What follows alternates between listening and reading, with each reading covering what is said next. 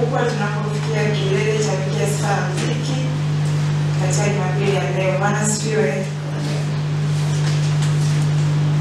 Namshukuru Mungu aliyetupa neema kukutanika mahali hapa, lakini pia namshukuru Mungu kipekee kwa kunipa nafasi ya kusimama mbele yenu leo kuleta neno lake kwenu.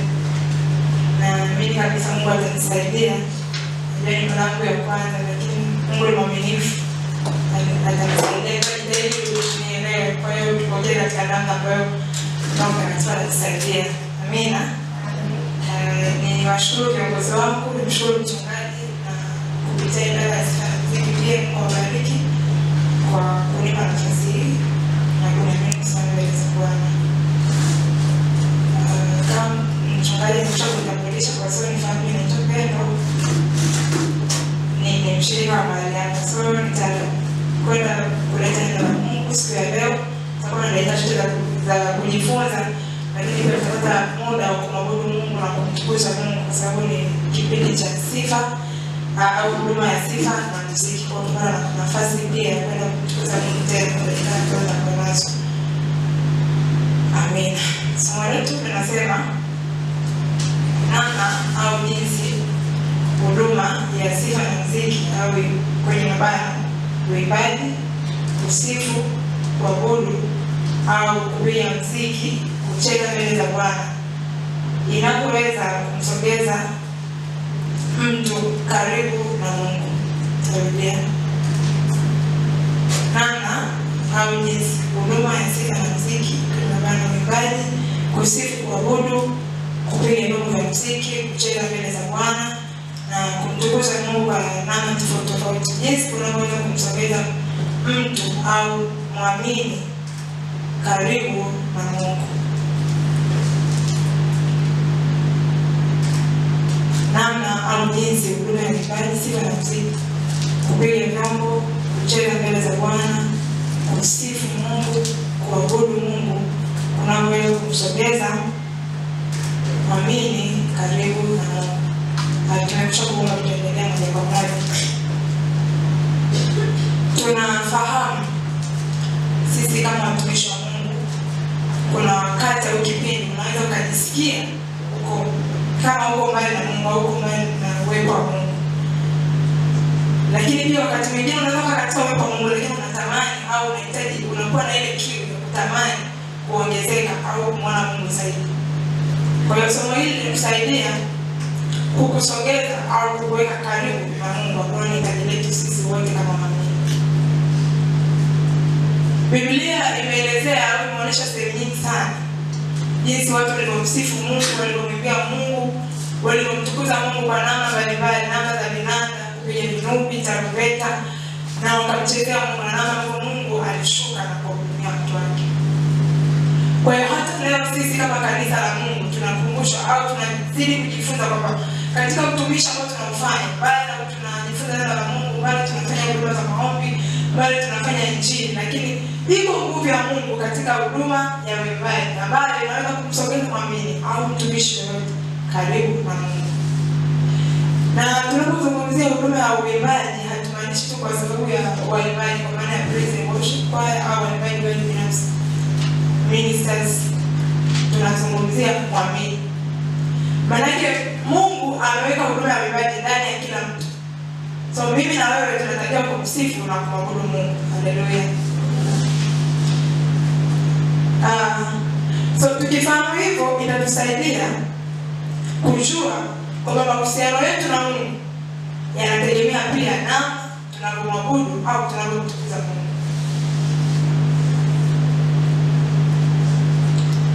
Kwa hiyo katika maisha ya muamini, moja ya huduma ambayo anaifanya pia ni kumtukuza au kumwimbia au kumuinua Mungu.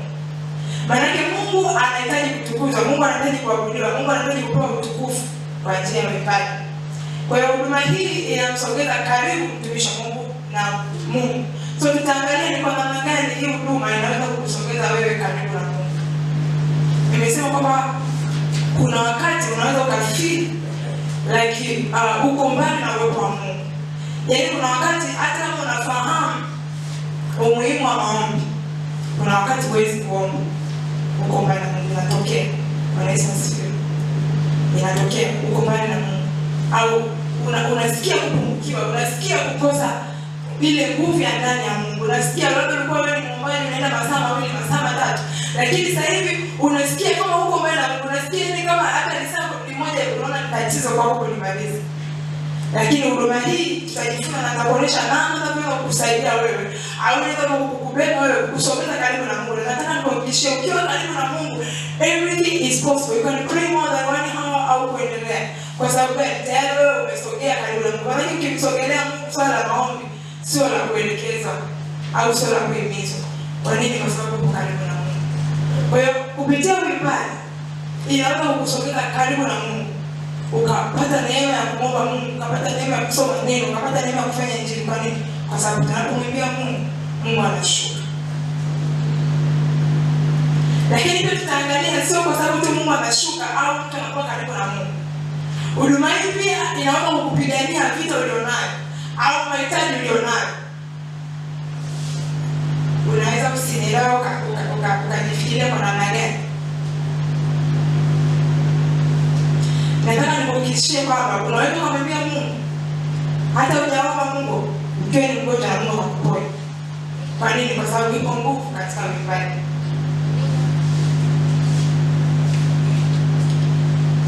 Na wakati mwingine si katika namna ya kuimba tu kutamka maneno. Unaweza kuwa unasikia kama katika namna ya kupigaji au kwa katika namna maneno hayatamkiki, lakini unamsifu na kumwabudu Mungu. Na katika namna hiyo Mungu anaweza kukuhudumia, Mungu anaweza kushuka, Mungu anaweza kukutetea katika vita yako, Mungu anaweza kukutana na hitaji lako, Mungu anaweza kukutana na kile kitu ambacho unakipitia. Yamkini wakati mwingine huwezi kuomba, lakini kupitia huduma hii ipo nguvu ya Mungu ndani yake. Bwana Yesu asifiwe. Sasa tutajifunza katika neno la Mungu kwa watu mbalimbali na ambao wanamtukuza Mungu. Mtumishi wa Mungu Daudi, nilikuwa nikipitia maneno ya Mungu nikaona nikagundua kwamba Daudi alikuwa anaipa kipaumbele sana kwa ibada. Lakini utaangalia katika kile kitabu cha Samueli wa kwanza ile sura ya 16. Biblia inasema kipindi kile Sauli alipoenda kinyume, alipomkosea Mungu, Mungu alimwelekeza Sauli kwamba aende akaupiga ule mji, auwe kila kitu, aondoe kila kitu. Lakini Sauli akamwacha mfalme Agagi. Na Biblia inasema Mungu alimkataa Sauli. Kwa nini? Kwa sababu hakufuata maelekezo ya Mungu. Biblia inasema wakati Sauli amekataliwa na Mungu, roho mbaya kutoka kwa Bwana, kutoka kwa Mungu ilimshukia Sauli. Kwa hiyo mahusiano ya Sauli na Mungu hayakuwepo tena. Kwa sababu gani? Hakufuata maagizo ya Mungu. Kwa hiyo roho mbaya imemwingia Sauli. Maana yake kuna utofauti katika mahusiano yake na Mungu tayari umetokea ndani ya Sauli. Ile hali ya kiroho ya Sauli haipo tena. Bwana Yesu asifiwe. Nataka nikuoneshe namna ambavyo huduma hii inaweza kutusogeza karibu na Mungu. Biblia inasema kwamba wale watumishi wa Sauli wakamwambia Sauli kwamba hebu tutafute mtu ambaye ana roho Bwana ndani yake, mtu mpigaji, mtu mwimbaji ambaye atakapopiga kinume, atakapopiga yule roho mbaya ambaye anakuingia Sauli, basi amuondoke. Hajapelekwa kwenye maombi baba. Bwana asifiwe. Amen. Hajapelekwa kwenye maombi. Kwa hiyo katika namna tu ya kumwimbia Mungu, katika namna ya kumtukuza Mungu, roho mbaya inaweza kumuondosha, inaweza kutoka ndani ya mtu. Ukisoma kile kitabu cha Yakobo sura ya 5 na mstari wa 13, Biblia inasema mtu wa kwenu amepatikana na mabaya na aombe. Anaendelea nasema hivi, ana moyo wa kuchangamka na aibe zaburi. Neno aibe zaburi linazungumza habari ya kutukuza au ya kuelezea ukuu Mungu, ya kumsifu Mungu, ya kuelezea uzuri wa Mungu, ya kumtaja Mungu katika namna ya ukuu na uweza wake. Anasema aibe zaburi. Maana yake ni nini? Huyu mtu anapatikana na mabaya. Maana yake mkini katika hali ambayo ni ya shida, hali ya matatizo. Wakati mwingine ni hali ya magonjwa, wakati mwingine ni hali ya kurudi nyuma. Biblia inasema aombe, lakini aimbe zaburi. Bwana asifiwe. Kwa katika namna kumwimbia akakulisha na akakuhudumia katika namna ya tofauti sana. Ninaomba tusome maandiko.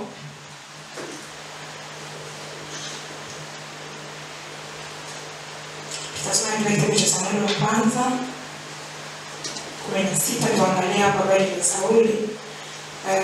Samueli wa kwanza 16 na Sauli 14. Biblia inasema, basi roho ya Bwana ilikuwa imemwacha Sauli, na roho mbaya kutoka kwa Bwana ikamsumbua. Nao watumishi wa Sauli wakamwambia, angalia sasa, roho mbaya kutoka kwa Mungu inakusumbua. Basi Bwana wetu na atuamuru sisi watumishi wake waliopo hapa mbele yako, watafute mtu aliyestadi wa kupiga kinubi, basi itakuwa roho ile mbaya kutoka kwa Mungu itakapokuchia, yeye atapiga kinubi kwa mkono wake, nawe utapona. Basi Sauli akawaambia, vema, nitafutieni mtu aliyestadi wa kupiga kinubi, mkaniletee. Ndipo akajibu mmoja wa watumishi wake akasema, tazama, nimemwona mwana mmoja wa Yese Mbethlehemu aliyestadi wa kupiga kinubi, tena ni mtu shujaa hodari wa vita, anenaye kwa busara, mtu mzima, mtu mzuri, ambaye Bwana yu pamoja naye. Akampelekea Yese ujumbe, ambaye Luka inaanzia mstari wa 21.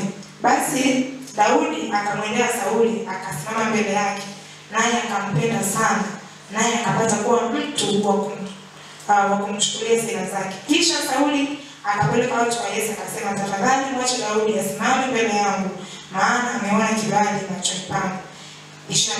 Ikawa ile roho mbaya kutoka kwa Mungu ilipomjilia Sauli, ndipo Daudi akashika kinubi akakipiga kwa mkono wake, naye Sauli akaburudishwa na ile roho mbaya ikamwacha. Bwana Yesu asifiwe. Kwa hiyo tunaangalia ama tunajifunza namna gani huduma hii inaweza kutuweka karibu na Mungu. Biblia inasema kwamba wakati ule Sauli akiwa na ile hali, roho mbaya inamsumbua, akatafuta Daudi. Na Daudi alipokuwa akipiga kile kinubi, ile roho mbaya ilimwacha Sauli. Lakini pia kuna maneno machache ambayo nimesoma na natamani tuyajifunze, kwa sababu tunapitia kama waimbaji, lakini pia kama kanisa kwa ujumla. Anasema alitafuta mtu stadi wa kupiga, lakini ambaye Bwana yu pamoja naye. Sisi kama watumishi wa Mungu katika huduma ya vipaji, tunapojiweka mbele za Mungu au tunapomkaribia Mungu, maana Bwana anapokuwa ndani yetu, ule utukufu au ile nguvu katika huduma hii ya vipaji tunaweza kuiachia kuishoka, kwa sababu mahusiano yetu na Mungu yako vizuri. Ndio maana Biblia vipaji inasema kwamba ambaye Bwana yu pamoja naye. Kwa hiyo Bwana akiwa ndani yetu, tunapofanya au tunapohudumu katika huduma hii, basi tunaachilia madhihirisho na utukufu wa Bwana ndani yetu. Haleluya. Lakini pia nikasoma katika kitabu kile cha Nyakati, Nyakati wa pili sura ya 20:14 tabita. Naweza kaandika Nyakati wa pili 20:14 hadi 22. Lakini pia unaweza kaandika kitabu cha Yoshua sura ya 6 kuanzia mstari wa kwanza, alafu tutaruka tutasoma Yoshua 6:12 hadi 16. Yoshua 6:1 tutaruka tutasoma 12 hadi 16. Alafu tutasoma Nyakati wa pili 20:14 hadi 22. Misali mingi kidogo tutakuwa tunasoma kuruka. Katika kitabu cha Yoshua sura ya 6 mstari wa kwanza, Biblia inaelezea kwamba basi Yeriko ulikuwa umefungwa kabisa kwa ajili ya wana wa Israeli. Tunafahamu, tunaelewa namna ambavyo wana wa Israeli walikuwa wanatoa ile nchi ya utumwa wanaelekea nchi ya ahadi, nchi ya Kanaani. Biblia inasema ulipofika Yeriko ulikuwa umefungwa kabisa ule mji kwa ajili ya wana wa Israeli. Maana yake ulikuwa umejua kizuizi cha kuwafanya wao washindwe kufikia ile nchi ya ahadi, ile nchi ya Kanaani. Kwa hiyo ni kizuizi mbele. Na Yoshua mwana wa Nuni alituma wapelelezi kwenye ile nchi ya Yeriko. Wakapeleleza ile nchi, wakaleta taarifa. Wengine wakasema, Bwana, tumekuta majitu makubwa kule, hata na sisi tumejiona kama mapanzi, maana wala hatuwezi. Hatuwezi kuingia Yeriko, hatuwezi kukabili Yeriko. At the same time, Mungu alikuwa amewaambia wana wa Israeli, akawapa Yeriko, watavuka mpaka kuelekea nchi ya ahadi. So Biblia inasema Yeriko ulikuwa umefungwa kabisa kwa ajili ya wana wa Israeli. Kama vile tu katika maisha yetu ya kawaida tunapoishi duniani au tunapoendelea na maisha haya, tunaweza kukutana na vikwazo mbalimbali. Lakini adui anataka kuweka kikwazo katika eneo fulani ili usivuke. Mkini kwenye elimu, mkini kwenye eneo la kiuchumi, mkini kwenye mahusiano. Yeriko ulikuwa umefungwa kabisa kwa ajili ya wana wa Israeli. Sasa nataka nikuoneshe namna ambavyo Mungu aliwawezesha wana wa Israeli kuvuka Yeriko katika huduma hii. Nimeandika kuwa huduma hii kumshusha au kumleta Mungu karibu sana, hata kuingilia kati vita vyetu. Ukisoma haya maandiko yanaelezea namna ambavyo Yoshua alipewa maelekezo, akaweka watu wa kupiga tarumbeta, wakazunguka ule mji, wakazunguka tena, wakazunguka mpaka mara 7. Kama tusoma ule mstari wa 12, Yoshua 12:16, na tutaendelea.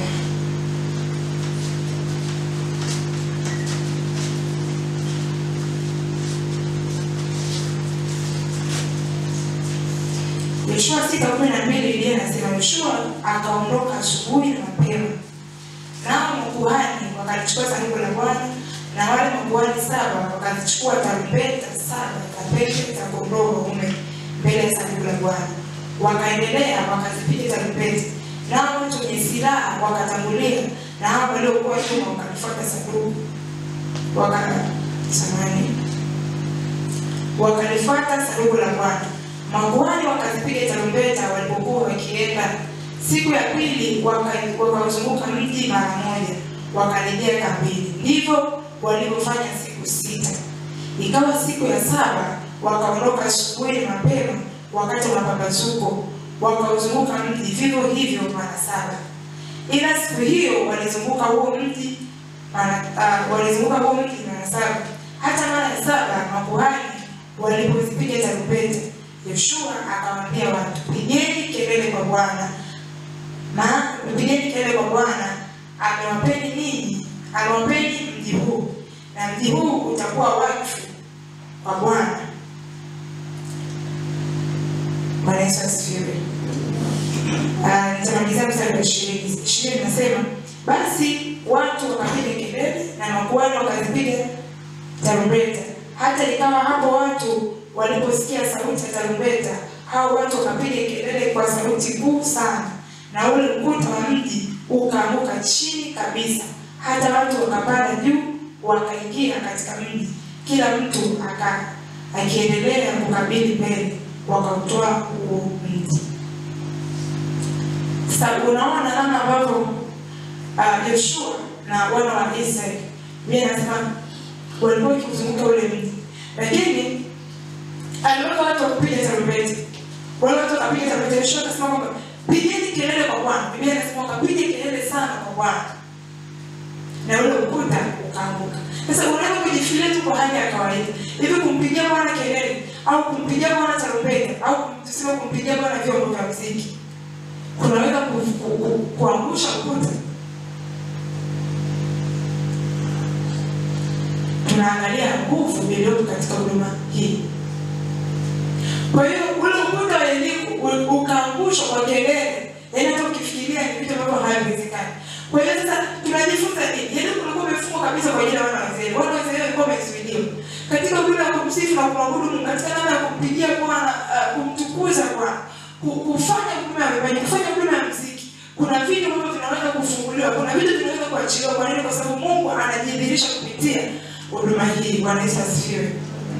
Ukuta wa Yeriko ukaanguka. Tunapomtukuza tunapomtukuza Mungu, tunapomwinua Mungu, tunapomfanyia Mungu huduma hii ya kumsifu, huduma ya sifa na muziki, Mungu anajidhihirisha, Mungu anashuka, Mungu anaonekana, Mungu anafanya hata yale ambayo yalikuwa ni magumu ambayo hatuwezi kuelezea wakati mwingine. Wewe mtukuze tu Mungu. Unapomwambia Bwana hakuna gumu kwako, maanisha hakuna gumu kwake. Mpigaji anapopiga vyombo, maanisha kwamba Mungu anaweza kufanya, anaweza kushuka na kuwahudumia watu wake. Na sisi tunapomtukuza Mungu, tunapomwabudu Mungu, hebu tuamini kwamba ipo nguvu ya tofauti katika uimbaji. Sio tunamsifu tu Mungu katika hali ya kawaida, ila tunamsifu Mungu tukijua katika kumsifu, katika kumwinua, anaweza kushuka akafungua vifungo, akaponya magonjwa, akaachilia neema ya uzima na afya hata katika mahali ambapo kulikuwa hakuna uzima. Mungu akafanya uponyaji. Tumeshuhudia wakati mwingine watu wanaimba tu Mungu, mapepo yanaondoka, watu wanapona. Tunamsifu tu Mungu. Mtu alikuwa hawezi amekaa, ananyanyuka, anaanza kumtukuza Mungu. Unaweza kufikiria kuna kitu hajaombewa, kuna kitu gani katika uimbaji? Kuna kitu gani katika kupiga vyombo vya muziki? Kuna kitu gani cha tofauti kilichojificha? Ipo nguvu ambayo inatusudia karibu na Mungu. Upo uwezo wa Mungu ambao umekaa katika huduma ya uimbaji, huduma ya sifa, huduma ya muziki, huduma ya upigaji wa vyombo.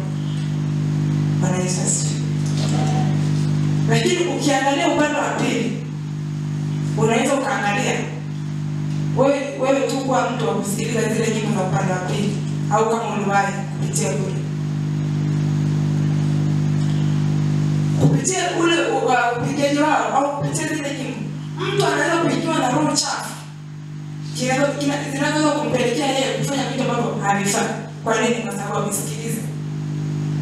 Ndio maana hata leo hii tukianza kwa kwanza kumwambia kusikiliza nyimbo za Bongo Flava ni dhambi au sio dhambi, mimi nitakushangaa. Kwa nini? Kwa sababu sio nyimbo tu, lakini kilichoko ndani ya nyimbo ndicho kinatufanya sisi tusiwe washabiki wa upande wa pili. Na tukijua hivyo, basi sisi ambao tuko upande huu, tunapomwimbia Mungu, tunaposikiliza nyimbo hizi au tunaposikiliza upigaji wa namna hii, si katika namna tu ya kawaida, kiko kitu katika namna ya tofauti kinachobeba hii huduma katika ulimwengu wa roho, ambacho hicho ndicho kinatufanya sisi tumwabudu Mungu au tumpigie Mungu au tumsifu Mungu, ambacho kinapoachiliwa ndani kinaweza kuleta badiliko. Nisema bali tupande wa pili. Kwa hiyo huduma hii imebeba vitu ambavyo vinaweza kuleta badiliko. Biblia inasema ukuta wa Yeriko ukaanguka. Lakini tunapofanya Mungu huduma hii, tunadhihirisha au tunaonyesha mioyo ya shukrani mbele za Mungu. Tunamtukuza Mungu kuonesha uzuri na ukuu wake. Tunaonesha mioyo ya shukrani. Ukisoma katika ile kitabu cha Kutoka sura ile ya 15, Biblia inaelezea jinsi ambavyo Mungu aliwatetea pia wana wa Israeli. Na utaona namna ambavyo walifurahi wakamuonesha Mungu uzuri wake, akasema Bwana farasi na mpanda farasi umemwangusha baharini. Yaani ukisoma ile sura ya 15 yote inaelezea sifa za Mungu. Yaani inaelezea uzuri wa Mungu, inaelezea kwa Mungu anataja uzilisho wa Mungu, anataja jinsi ambavyo Mungu amewatendea, anataja matendo makuu ya Mungu. Nilipokuwa nikisoma hii sura, anasema hakuna aliye kama wewe. Anaelezea jinsi ambavyo anasema kwamba farasi na mpanda farasi umemtupa baharini. Lakini pia inaonyesha jinsi ambavyo wana wa Israeli baada ya Mungu kuwatendea walikuwa na ile mioyo ya shukrani ya kumtukuza Mungu. Na tunapojiweka katika hali hii ya kuonesha mioyo yetu ya shukrani kupitia huduma hii ya uimbaji ya kumtukuza Mungu, basi tunaendelea kumkaribia Mungu kwa namna moja au nyingine, na tunazidi kumsogelea Mungu. Na katika kumsogelea Mungu, katika kumshukuru na kumtukuza Mungu, basi Mungu ndivyo anapozidi kujidhihirisha na kutuonekania. Bwana Yesu asifiwe. Kwa hiyo huduma hii huelezea shukrani zetu kwa Bwana. Na kwa njia hii tunaweza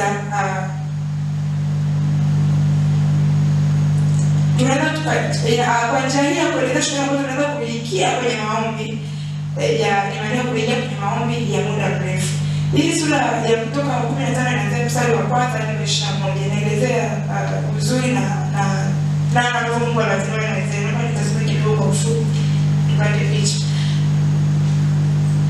kidogo. Kutoka 15.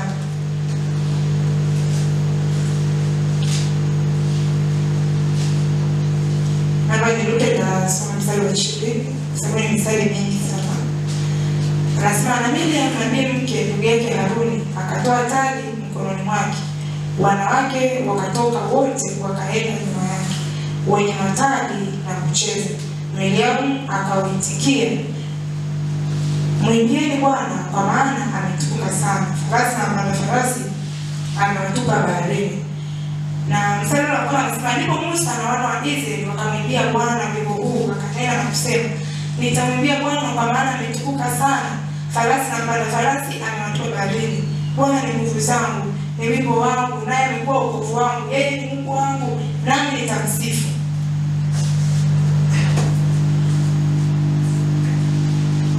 Nambari sisoni mistari yote, lakini kupata muda utapitia mistari yote tunapata kujifunza zaidi. So ni maana kwamba kupitia huduma hii tunapomsikia Roho Mtakatifu, tunapoelezea shukrani zetu kwa Mungu, inatusogeza pia na kutufanya tupate nafasi ya kwenda mbele za Mungu kwa maombi.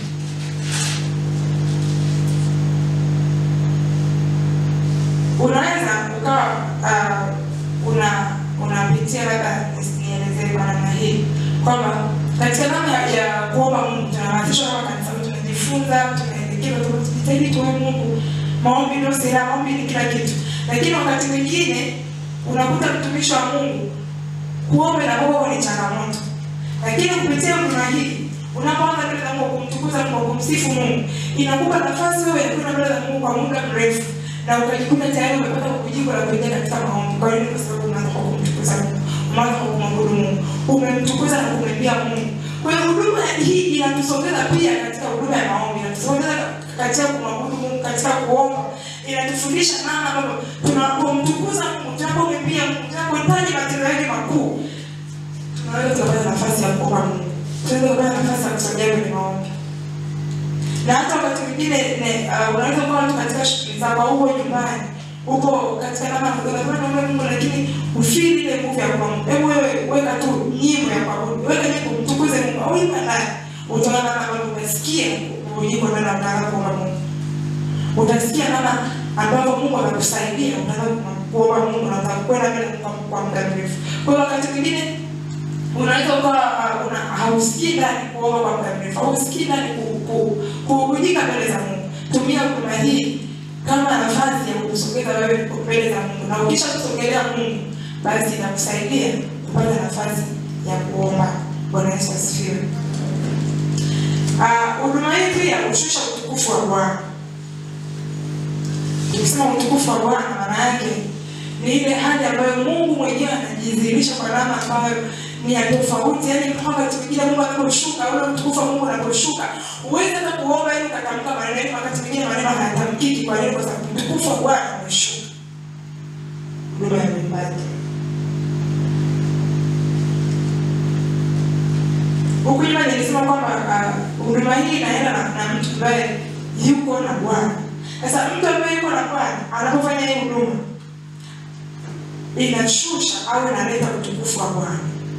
Na utukufu wa Bwana ukishuka maana yake Mungu ameingilia katikati, yaani Mungu ameingilia katika maisha ya mtu. Kuna vitu ulikuwa viwezi, lakini kuna tabia ambazo umekuwa addicted, huwezi kutoka. Yaani wakati mwingine unaomba Mungu lakini mbona kama hawezi. Tunapomtukuza Mungu, tukishusha, yaani tukimtukuza Mungu, tukifanyia Mungu ibada, utukufu wa Mungu ukishuka, Mungu anaachilia uponyaji. Kwa hiyo kuna tabia ambayo labda ulikuwa unatamani kuacha lakini huwezi. Mungu anakusaidia kupitia huduma ya ibada. Unajikuta mbona ikiwa kufanya kitu kimeondoka, utukufu wa Bwana unashuka. Kwa hiyo huduma hii inatusogeza karibu na Mungu. Unaweza kadia kile cha Nyakati wa Pili, mambo ya Nyakati wa Pili 5:12 na 14. Na hapa Mungu husema na watu wake, huwarejesha ama wasogeza karibu na kuwasogeza karibu na utukufu wa Mungu. Huduma ya ibada inashusha utukufu wa Mungu. Kwa tunazungumzia huduma ya sifa na muziki katika namna ya kuimba, kusifu, kuabudu, kupiga vyombo, kucheza mbele za Bwana. Hii inaenda kutusogeza karibu na Mungu. Utukufu wa Bwana, ushusha utukufu wa Bwana. Maana yake Mungu anaposhuka, utukufu wa Bwana anaposhuka, Mungu anaingilia maisha yetu Mungu anakugusa katika namna ya ajabu. Unashangaa ulikuwa uone kujiko unaanza kuona kujiko, ulikuwa huwezi kuomba unaanza kuomba, ulikuwa huwezi kunena kwa lugha, kupitia utumishi huu unashangaa unaingia unaanza kunena kwa lugha, unashangaa unauishwa, ili maisha yako yanabadilishwa. Kwa nini? Kwa sababu tunapomtukuza Mungu utukufu wake unashuka.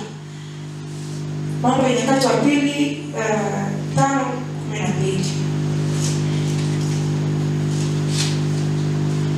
Tasoma Nyakati wa Pili sura 5.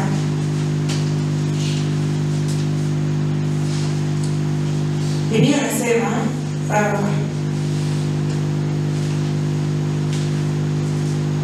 tena Walawi waimbaji wote pia, yaani Asaf na Hemani na Yedutuni na wana wao na ndugu zao, hali wamevaa kitani safi kwenye matoazi na vinanda na vinubi, wamesimama upande wa mashariki wa madhabahu, na pamoja nao makuhani 120 wakipiga panda. Hata ikawa wenye panda na waimbaji walipokuwa kama mmoja, wakisikizisha sauti moja na kumsifu na kumshukuru Bwana, nao wakipaza sauti pamoja na panda na matoazi na vinanda, wakimsifu Bwana wakisema, kwa kuwa ni mwema, kwa maana fadhili zake ni za milele. Ndipo nyumba ikajawa na wingu, na nyumba ya Bwana, hata makuhani hawakuweza kusimama ili kufanya huduma yao kwa sababu ya lile wingu, kwa kuwa nyumba ya Mungu imejaa utukufu wa Bwana. Bwana Yesu asifiwe. Biblia inazungumza habari hii kwa hao watumishi wa Mungu, wana wa Asafu, waimbaji, wapigaji, waliposimama kwa zamu zao wakasikilizisha sauti kama mtu mmoja. Biblia inasema utukufu, wingu la Mungu lilishuka likaifunika ile nyumba ya Bwana, na hata Walawi hawakuweza kufanya kazi yao. Kwa hiyo huduma hii inaweza kutusogeza mbele za Mungu. Mungu akatuhudumia katika huduma tu ya uimbaji, hata wakati mwingine tusiweze kupata hata lile neno la Mungu, tukaondoka tu twende kwa amani ya Bwana, kwa sababu Mungu ameshatuhudumia. Kwa hiyo ujifunze na uone tabia unapoingia kwenye ibada, unapoingia kumsifu Mungu. Usisifu tu kwa sababu ni kipindi cha kumsifu Mungu. Sifu kwa sababu unahitaji kukutana na Mungu. Yaani unaposema uinuliwe Yesu, wewe ni mwema. Kumbe kuna baraka Mungu nimewasikia. Amen. Kwa hiyo usiseme tu Bwana ni mwema. Yaani sema Bwana ni mwema kwenye maisha yangu. Kuna wakati nilikuwa sina hela ya kula, Mungu alinipa neema, nikakaribishwa na mpendo, nikaenda nikaona chakula. Kuna wakati nilikuwa sina nauli, baba Dave alinipa lift akanipeleka kwangu. Unaelezea mbele ya ukuu wa Mungu na msifu Mungu, azifu kwamba una uhakika na kile kitu ambacho Mungu amekufanyia. Yaani tukisema unatawala juu ya vyote vya dunia na mbinguni. Wewe unalala usiku usikie hata mtu akikusumbua, Mungu sana anatawala juu ya vyote. Haleluya.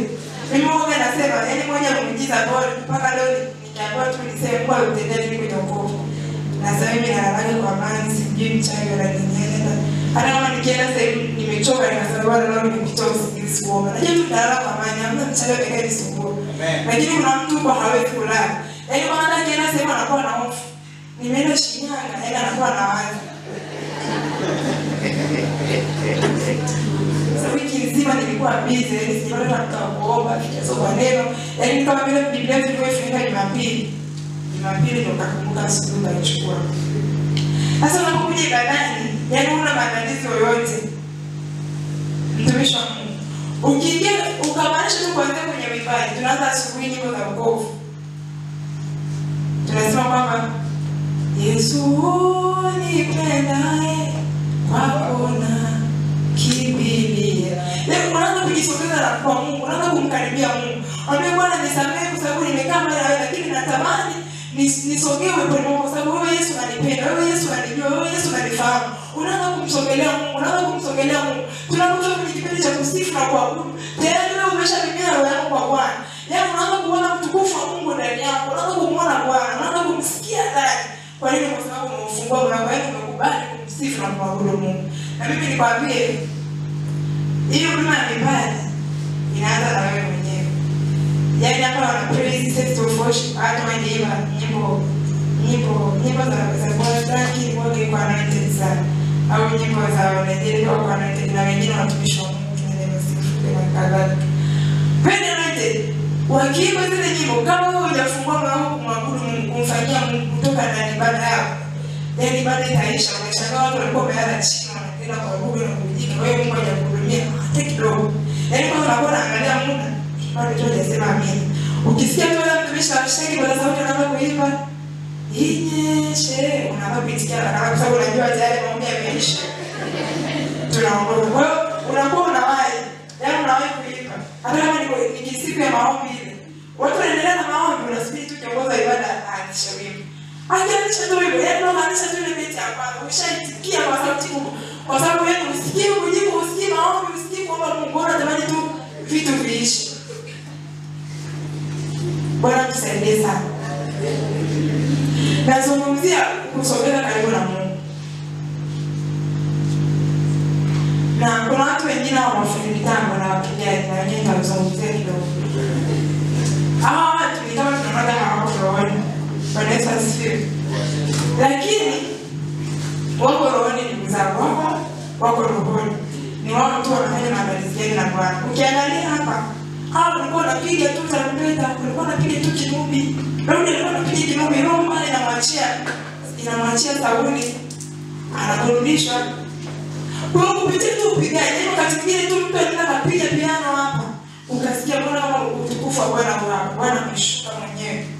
Kupitia upigaji.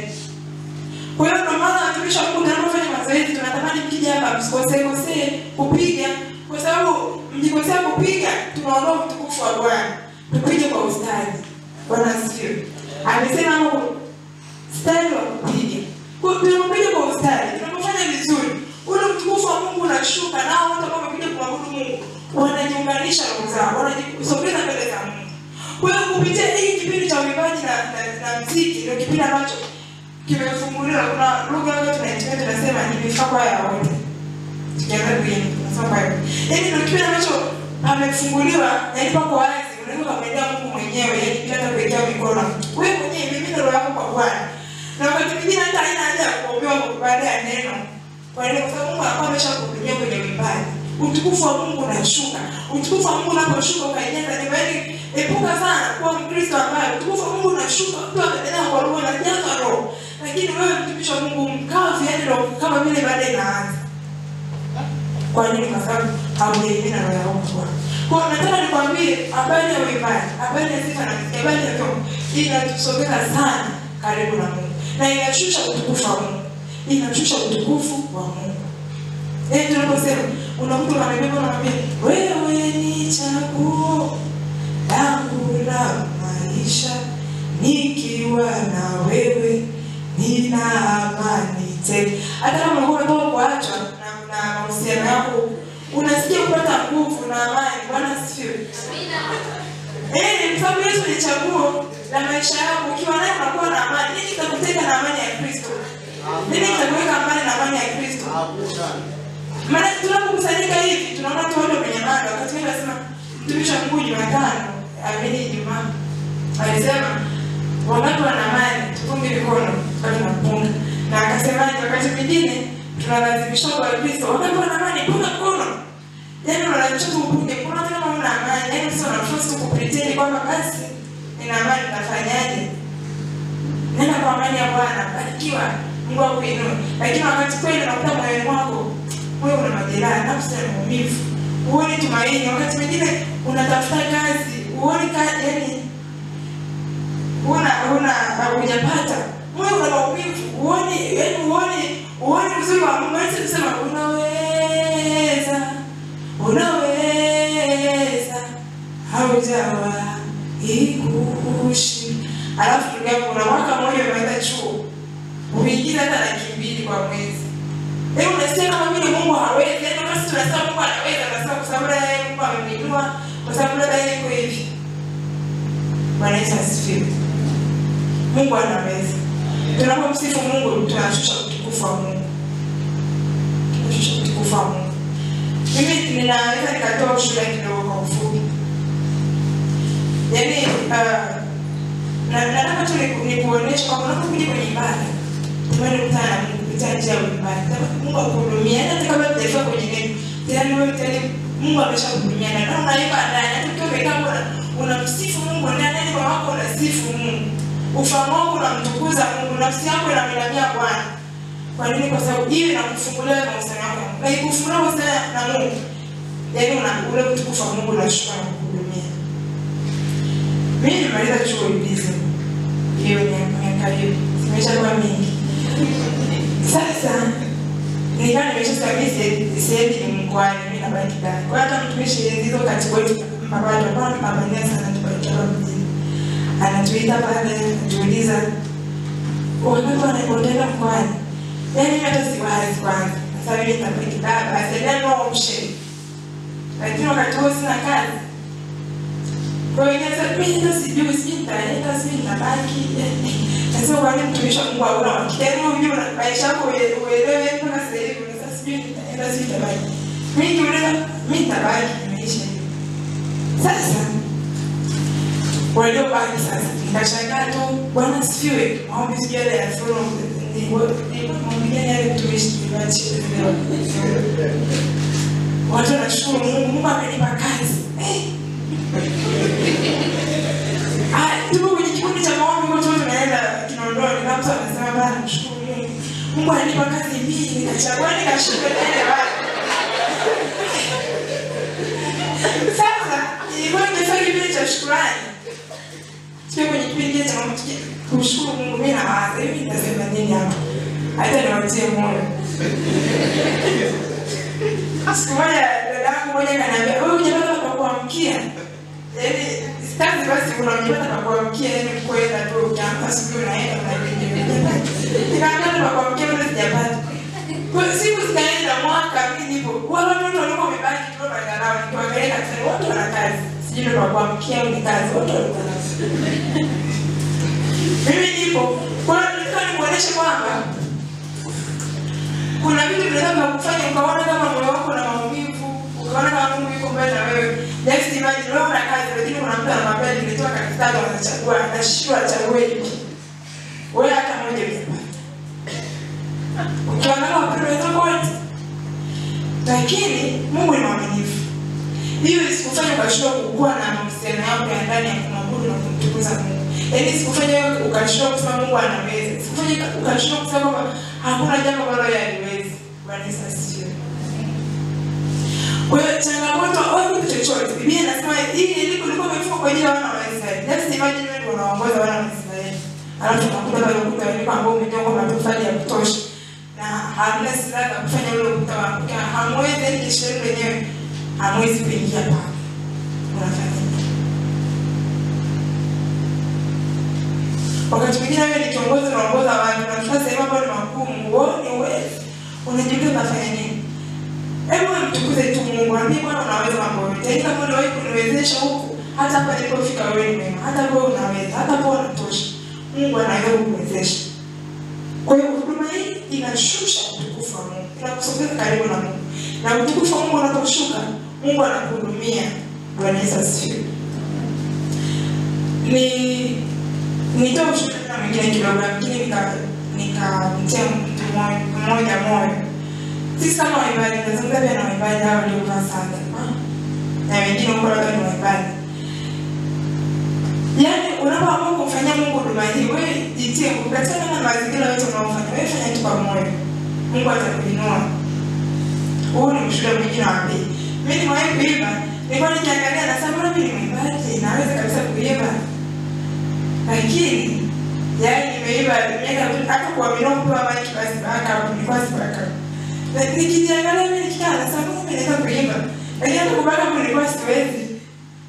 Nikasema basi labda ili kwa siwezi kana ninajiuliza ili siwezi. Nikaamua kuacha. Nikakaa nikamwezi jibi praise na kadhaa naendelea. Lakini kumbe huduma ya uimbaji haimaanishi yeye hata kama unaimba wewe ni mwimbaji, unaona labda wewe uimbishi au ufanye is disappoint au unatamani kufikia kiwango fulani, Fake unatamani kufikia level ya kinaimbiana. Wewe mwenyewe tu Bwana katika namna ambayo anakupa. Naamini Mungu atakuwezesha na kuinua zaidi. Usikate tamaa. Hapa tumesoma kwenye zile sifa nilikuwa naelezea kwa mtumishi ile na show kupiga kinanda.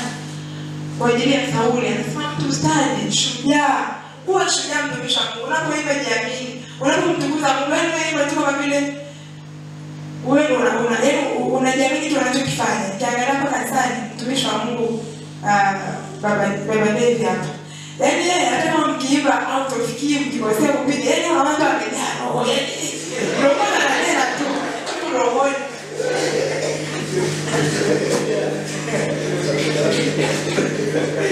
Kwa hiyo mtumishi wa Mungu kuwa shujaa, wewe jiamini, mwimbie Bwana, mtukuze Mungu. Mungu atakuhudumia kwa namna hiyo hiyo. Yaani hata kama roho yako haufanyi vizuri, kuna siku utafanya vizuri na utafika mbali sana. Amen. Kwa hiyo mtumishi wa Mungu hapa, yeye anamwambia Bwana na maanisha anachokifanya. Kwa hiyo Mungu mkosee, si upigaji mmekosea mtajua wenyewe. Yeye anahudumiwa kwanza. Yeye anatufundisha na sisi hebu tujiconnect na mseto na Mungu. Yaani kusudi unajijua kitu cha kufanya usifanyie Mungu ibada. Ibada ianzie ndani yako kwanza. Amina ndichi? Amina. Amina. Tunapomwambia Mungu, tunapomtukuza Mungu, dunia ya sifa inashusha utukufu wa Mungu.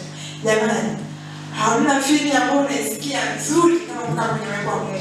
Yaani utukufu wa Mungu umeshuka hapa. Wale wanaenda vacation sio wapi, yaani hata hivyo wamefikia. Hata wanaosema mimi natamani nipande ndege havifikii. Yaani ukaa kwenye utukufu wa Mungu, mtumishi wa Bwana. Unafili vizuri, unasikia vizuri. Unaona kama sasa mimi ndio mtoto wa Mungu, kama kuna mtoto mimi ndio wa kwanza. Unaona uko karibu na Mungu. Lakini unapokuwa mbele na Mungu na tunamsifu Mungu, tunamtukuza Mungu, sikii kuhudumiwa ndani. Yaani ni kama vile unapoteza muda wa kuja kanisani. Kwa hiyo tutengeneze mahusiano kwa kumkaribia Mungu. Bwana Yesu asifiwe. Biblia inasema hao walipokuwa wakipiga, wakasikiliza sauti yao ikawa kama sauti ya mtu, ikawa sauti moja. Utukufu wa Mungu ukashuka, ile nyumba ikajazwa na nguvu za Mungu. Yaani hapo watu yaani Mungu anaposhuka, utukufu wa Mungu unaposhuka. Maana yake kama ulikuwa unahitaji wewe uweke pembeni, mzee wa siku ameshashuka akanitazama tu ile tani.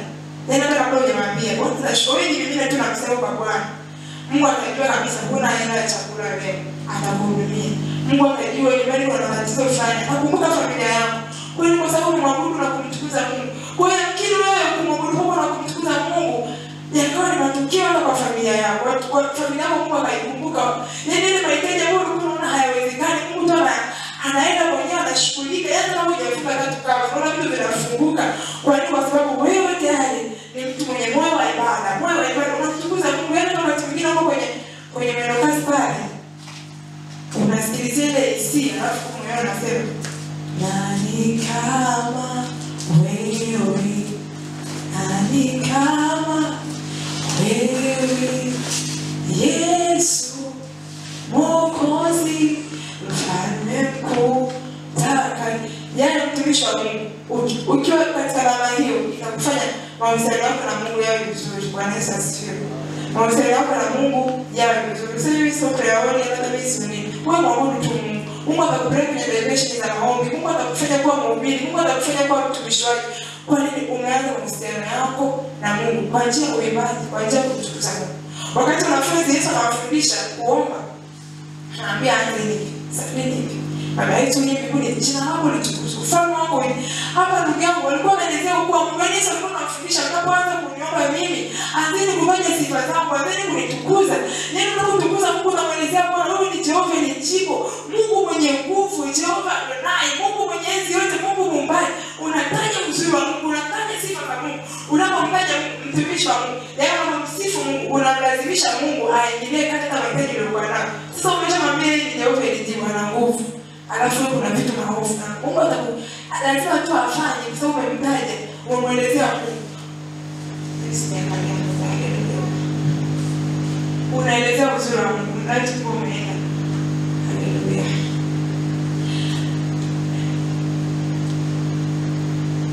So tunatengeneza mahusiano yetu na Mungu kuanzia ndani.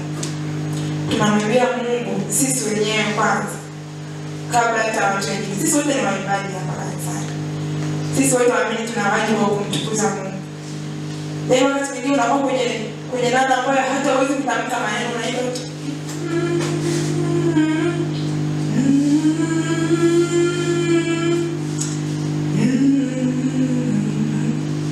Unamtukuza Mungu. Tunataka tu hata vitu una feel the presence of God. The presence of God. Hallelujah. Kwa hiyo maisha yangu tuwe na maisha ya kusifu na kuabudu, maisha ya kumtukuza Mungu, maisha ya uimbaji, maisha ya sifa na muziki yanamshusha Mungu. Anaacha kitenge cha enzi, anashuka, anatawala kwenye ibada. Wakati wewe unamsifu Mungu, anatembea hapa kanisani, anajidhihirisha, anaonekana kwa kila mtu. Kila mtu yuko busy anamtukuza Mungu, kila mtu yuko busy anamwimbia. Maana mzee wa siku ameshuka, na akishuka umependa kuambiwa omba. Ukajikuta umeingia kwenye maombi. Kwa nini? Kwa sababu umeanza. Yaani umezijua kodi za ulimwengu wa roho. Hata na kutukuza unaanza kwa Mungu. Moyo wako umeshautengeneza na ibada. Bwana asifiwe. Kwa haraka naomba nimalizie kitu kimoja. Tutaishia kwa leo kwa sababu ya muda. Nyakati wa pili 20:14 tusome ile andiko na tutamaliza.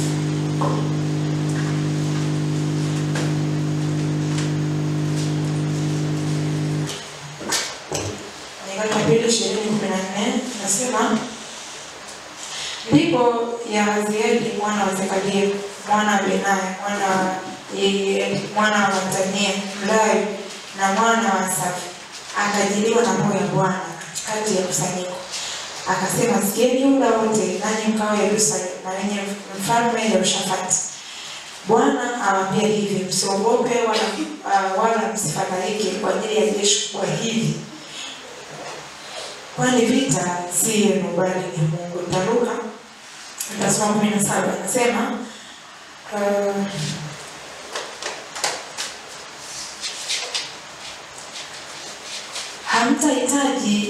hamtahitaji kupigana vita. Jipangeni, simameni mkauone wokovu wa Bwana ulio pamoja nanyi, enyi Yuda na Yerusalemu. Msiogope wala msifadhaike. Taruka tena nitasoma kuanzia 20 anasema, wakaamka asubuhi na mapema, wakaenda nje katika jangwa la Tekoa. Nao walipokuwa wakitoka Yehoshafati akasimama akasema, sikieni enyi Yuda nanyi wenyeji wa Yerusalemu, amini Bwana Mungu wenu, ndivyo mtakavyothibitika. Waamini manabii wake, ndivyo mtakavyofanikiwa. Naye alipokwisha kufanya shauri na watu, akawaweka wale watakaomwimbia Bwana na kumsifu katika uzuri wa utakatifu, wakitoka mbele ya jeshi kusema, mshukuruni Bwana. Tutaishia. Lakini ukitaka kuelewa zaidi anza mstari wa kwanza, utaona huyo mfano wa Yehoshafati walikuwa wanapitia kipindi cha vita, walikuwa wamezungukwa na Wamoabu na ile jeshi lilikuwa ni jeshi kubwa. Kwa hiyo wakawa hawana tumaini, wanawaza itakuwa vipi. Huyu nabii wa Bwana akawa amefanya unabii, akisema Bwana atawapigania na mtaona mkono wa Bwana. Sasa huyu mtumishi wa Mungu Yehoshafati anasema kwenye ule mstari wa 21, naye alipokwisha kufanya shauri na watu, akawaweka wale watakaomwimbia Bwana na kumsifu katika uzuri wa utakatifu wake. Kwa hiyo alielewa kabisa, yaani hii vita hatuwezi kutoboa. Akaweka wale watu walipomsifu wakamtukuza Mungu, Mungu anaonekana kwenye ile vita. Waliona mkono wa Bwana. Mimi ambacho nataka kusema kwamba kuna wakati mwingine tunapata katika mambo mengi magumu. Wakati mwingine unakata tamaa, sisi ni vijana, unaanza kwanza kujitafuta. Huko wakati mwingine, yaani unaanza kila msingi changamoto, umetoka chuo, kozi zilikuwa zinakusumbua. Unakuja kazi ni ngumu kupata. Unakuja mahusiano unaatika. Unakuja yaani vitu vimekaa havieleweki. Kazini penyewe uelewe. Lakini nataka niwaambie mtumishi wangu, wewe tengeneza mazingira ya ibada ya kumtukuza na kuabudu Mungu. Mungu atakuonekania, atafungua milango, atafungua njia. Hao walikuwa wanapitia katika vita, lakini walipomtukuza Mungu, walipomsifu Mungu, mambo yalifunguka. Kwa hiyo natamani asubuhi ya leo tunapomalizia, kila mshirika, kila mtu mmoja baada yako, kuwa na moyo wa kumwabudu Mungu, kuwa na moyo wa kumfanyia Mungu huduma ndani yako. Yaani hata kabla ya wapigaji hapa, hata kabla ya waimbaji hapa, unapokuwa sehemu yoyote, fungua moyo. Itakusaidia wewe kusogea mbele za Mungu, itakusaidia wewe kuingia hapa kwenye maombi, itakusaidia kuomba. Yaani hata tunatofautiana vile ngozi ya maombi anafahamu. Yaani tunatofautiana vile tunafahamu ambazo zikiimbwa. Yaani unamujika, unamwona Mungu hapa. Sikiliza zile nyimbo. Baraka, sikiliza nyimbo. Maisha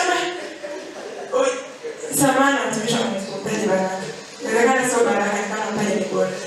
itakusaidia. Utashangaa maisha yako ya maombi yanaanza kuongezeka. Yeye unashangaa kwa kumbe mimi sio kwa dakika 15. Kwa mimi ni sawa au ni kitu cha kawaida.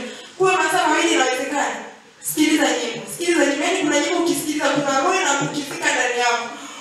Yaani kuna mtumishi wangu alitunga nyimbo aliomba huko akapata ile wazo la nyimbo akapata melody. Ukisikiza ile nyimbo unashangaa unaingia kwenye maombi. Unashangaa unaanza kupata shauku ya kusoma neno. Usipoteze muda na kufuatilia tu naangalia huko sijui siasa, sijui polepole anafanya nini, unashika TikTok siku nzima. Pata hata siku moja kusikiza nyimbo. Tafuta kinaibuka songs, sikiliza na moja. Tafuta itakusaidia ile spirit inakujifika ndani yako. Na kwambia mtumishi wa Mungu, utashangaa umesoma neno. Yaani hata kama kwa wiki nzima ulikuwa usome. Unashangaa siku unapata kusali Mungu. Hivyo maisha yako kiroho yanaongezeka na Mungu atakuinua zaidi. Tusimame.